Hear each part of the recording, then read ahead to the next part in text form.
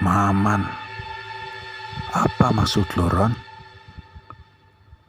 Pertama kali gue datang ke rumah neneknya, gue yakin neneknya bukan orang biasa.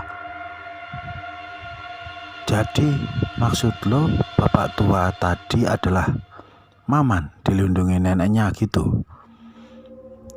Iya. Berarti yang bunuh Risa adalah Maman. Iya. Kita harus cari Maman sekarang. Gue takut abang gue jadi korban, Ron. Imron mengangguk. Tapi nggak sekarang, Dan. Kita butuh istirahat. Gak ada istirahat. Firasat gue nggak enak. Kalau lo nggak mau ikut, biar gue cari sendiri. Masih mending abang lo. Kalau dibilangin masih mau denger.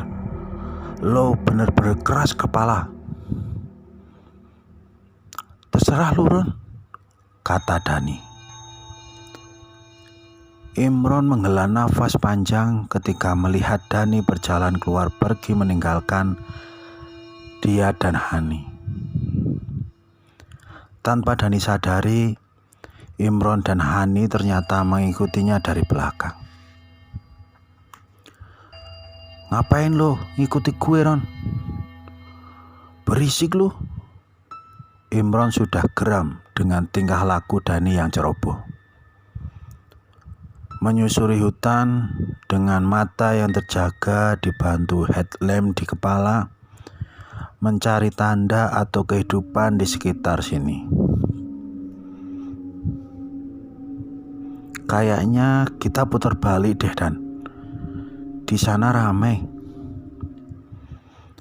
Di mana? Gak ada siapa-siapa. Belum sempat menuntaskan perkataannya, Dani berteriak histeris. Dia menyoroti sebuah kepala tanpa tubuh. Wajahnya hancur. Matanya yang hampir lepas. Senyumnya utuh meski bibirnya terbelah. Dani membalikkan tubuhnya, seolah enggan menatap kembali kepala tanpa tubuh ini. Udah gue bilang pulang balik. Dani hanya terdiam membisu, seolah trauma atas apa yang ia lihat sebelumnya. Sekarang ia jalan menunduk, serta menatap ke bawah dengan begitu hati-hati. Takutnya ia melihat hal yang serupa yang belum pernah ia lihat seumur hidupnya. Karena Dani tipikal orang yang tidak begitu peduli terhadap hal mistis dan mengedepankan logikanya. Perjalanannya semakin jauh, hingga mereka menyadari satu hal. Kok kita balik lagi ke sini? Ini kan tempat tadi, kata Hani. Imron dan Dani berhenti menatap sekitar. Iya, ini yang tadi kita lewatin, ucap Dani dan Imron bersamaan. Semua terdiam sejenak sebelum akhirnya Danu mengambil batang pohon lalu menancapkan pada tanah sebagai tanda bahwa ini adalah tempat yang ia lewati sebelumnya. Coba kita jalan ke arah utara, kata Dani memimpin jalan. Mereka kembali berjalan dengan harapan dapat menemukan Danu dan Maman dan dapat kembali ke rumah setelah itu. Imron menatap jam yang berada di tangannya yang menunjukkan pukul 01.00 dini hari. Hingga headlamp Dani menyoroti sebuah batang pohon yang ia tancapkan sebelumnya di tanah. Kan kita balik lagi ke sini, kata Dani menghela nafas dan memasang wajah cemas. Sebentar deh, perasaan kita berjalan 3 jam lamanya dari jam 10 malam. Pas sebelum sampai sini udah jam 1.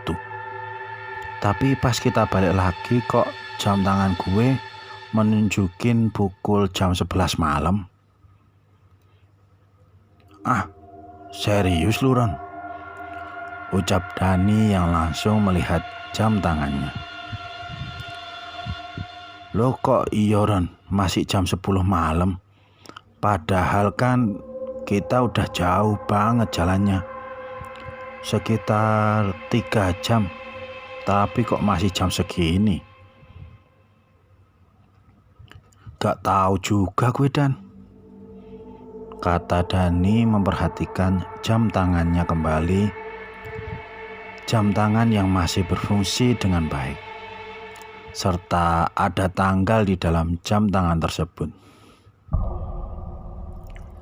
Tapi tanggalnya tetap berubah Dan, tambah Imron heran.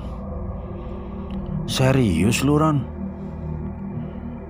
Sini, coba lihat kalau nggak percaya. Dani menghampiri Imron yang hanya beberapa meter dari tempatnya berdiri. Imron langsung menunjukkan angka kecil dalam jam tangannya. 11, tanggal 11 Ron. Hari apa ini?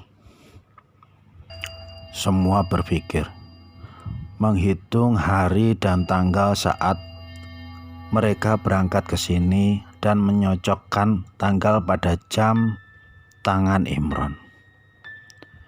Selasa, ucap Hani membuat Dani dan Imron menatapnya. Lo inget gak yang dibilang bapak tua itu?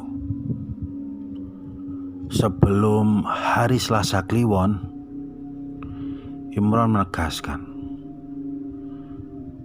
tinggal 2 jam lagi hari Selasa ini berakhir, tambah Imron, dan matanya berkaca-kaca penuh dengan rasa takut. Mereka terdiam.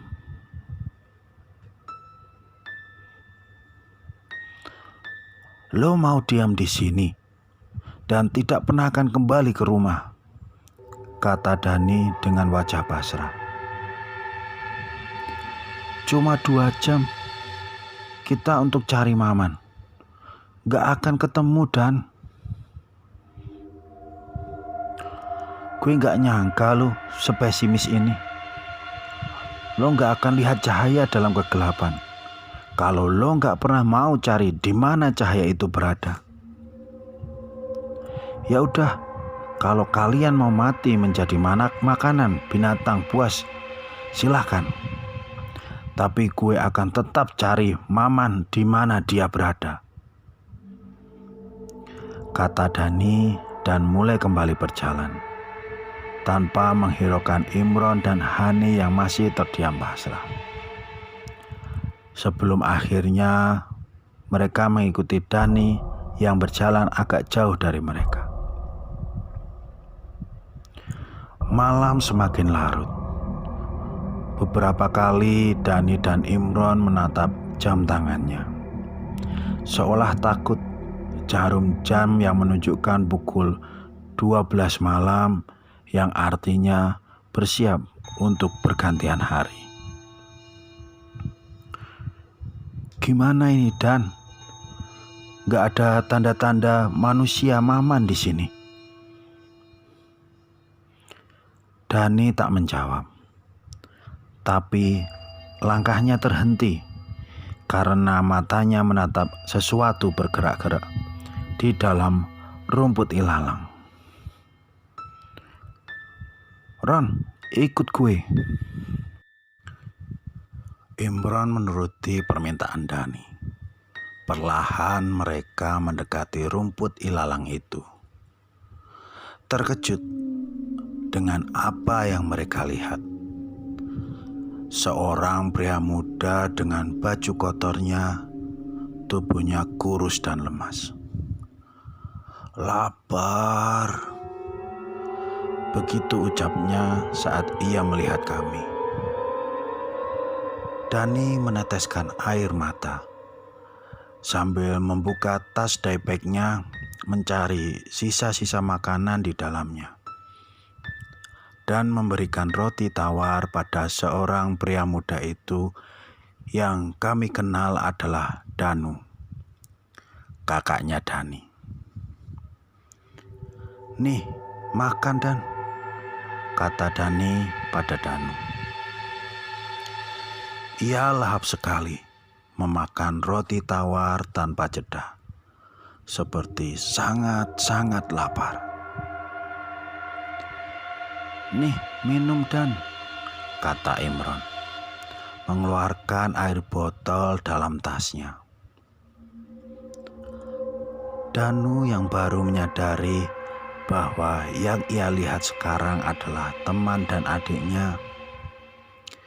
Ia ingin mengatakan sesuatu pada mereka.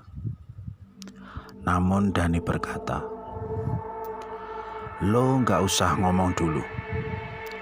Kita harus pergi dari sini sekarang. Lo gue gendong kalau masih lemes."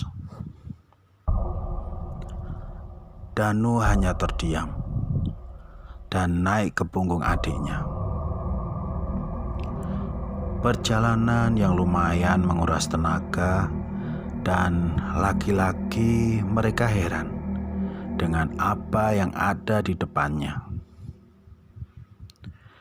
"Ini kan," ucap Imron sambil menggelengkan kepalanya, karena tepat di depannya adalah desa yang sebelumnya pernah ia jadikan tempat istirahat. Semua saling menatap gerbang desa itu, karena ada seorang pria tua yang pernah kami lihat sebelumnya. Ia menghampiri kami. "Matur suwun, kowe kabeh wis tinunggu," kata pria tua itu, dan mengisyaratkan kami untuk masuk ke dalam desa tersebut. Mereka masih terdiam, seolah enggan memasuki desa tersebut.